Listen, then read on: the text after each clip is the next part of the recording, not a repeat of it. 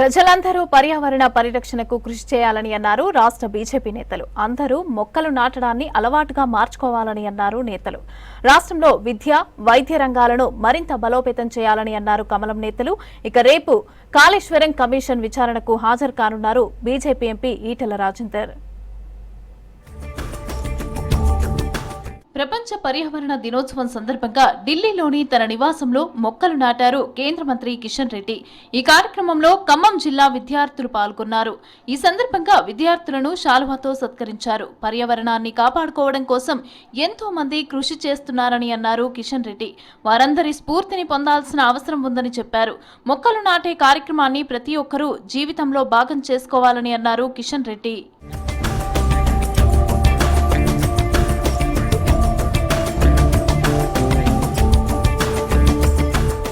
పర్యావరణ పరిరక్షణకు మొక్కల పెంపకమే శరణ్యమన్నారు కేంద్ర మంత్రి బండి సంజయ్. అమ్మ పేరుతో మొక్క నాటండి, మొక్కను కాపాడుకుంటే అమ్మను కాపాడుకున్నట్లేనని అన్నారు. ప్రపంచ పర్యావరణ పరిరక్షణ దినోత్సవాన్ని పురస్కరించుకుని ఢిల్లీలోని జంతర్ మంతర్లో తన నివాసంలో మొక్కలు నాటారు కేంద్ర మంత్రి.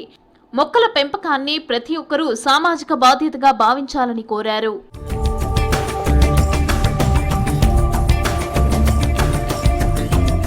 ప్రపంచ పర్యావరణ దినోత్సవం సందర్భంగా బీజేపీ రాష్ట్ర కార్యాలయంలో మొక్కలు నాటారు ఎంపీ లక్ష్మణ్, బీజేపీ రాష్ట్ర ప్రధాన కార్యదర్శి ప్రేమేందర్ రెడ్డి.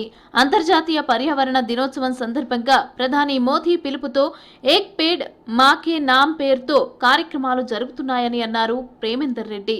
మరోవైపు మోదీ ప్రధానిగా 11 ఏళ్లు పూర్తి చేసుకున్న సందర్భంగా కార్యక్రమాలు జరుగుతున్నాయన్నారు. 10న కేంద్ర మంత్రి భూపేందర్ యాదవ్ హైదరాబాద్ కు వస్తారన్నారు. సంకల్ప్ పే సహకార్ పేరుతో మోదీ సాధించిన విజయాలను రాబోయే రోజుల్లో ప్రజలకు వివరిస్తామని అన్నారు ప్రేమేందర్ రెడ్డి.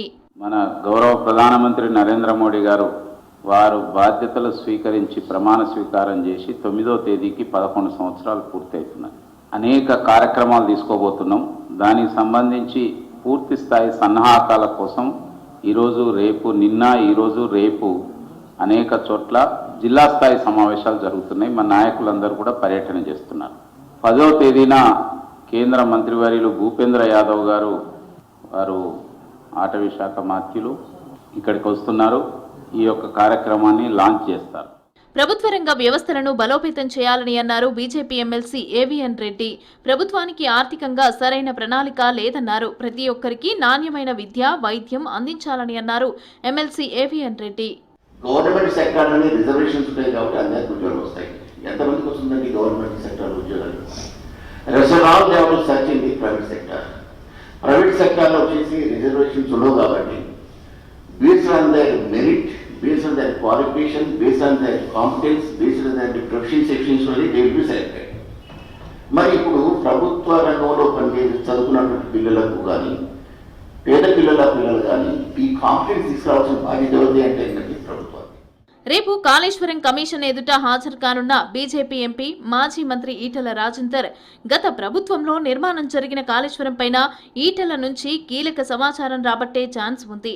ఇక దీంతో రేపటి విచారణలో ఈటెల ఏం సమాధానం చెప్తారన్న దానిపై ఆసక్తి నెలకొంది.